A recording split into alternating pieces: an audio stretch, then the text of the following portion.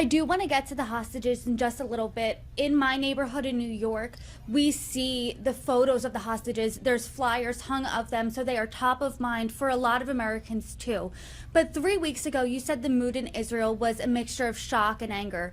Can you talk a little bit more about how that's changed within the past 3 weeks and a little bit more about what that mood is like now, if you could describe it in a few words?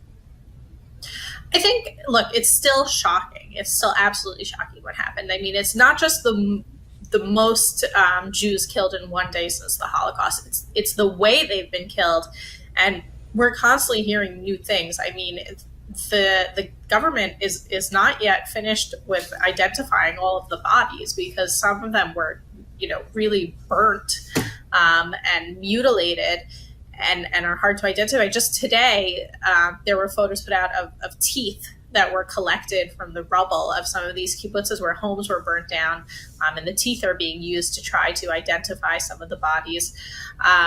So that sorrow continues. But I think the anger has really sort of hardened into this determination that Israelis feel. There's a bit of domestic sort of internal anger where people want they want the government to take responsibility for its failures here.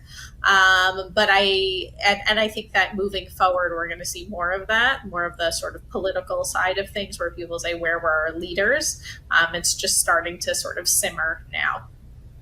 I do want to dive a little bit more into that. You said a few weeks ago the top question on everybody's mind is, how did this happen? Is there any more indication of how that happened? Is there any answers that Israel now knows 3 weeks out?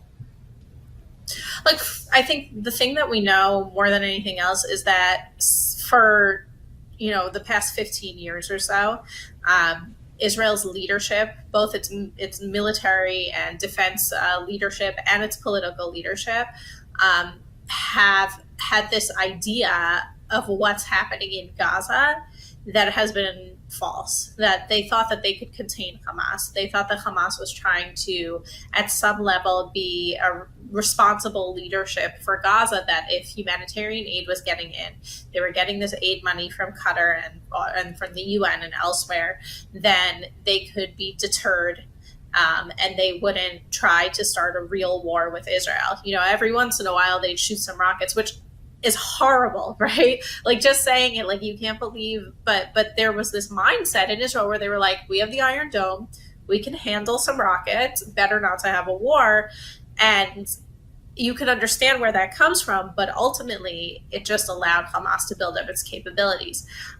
And the sort of groupthink and the unwillingness to accept other ideas was clearly a problem.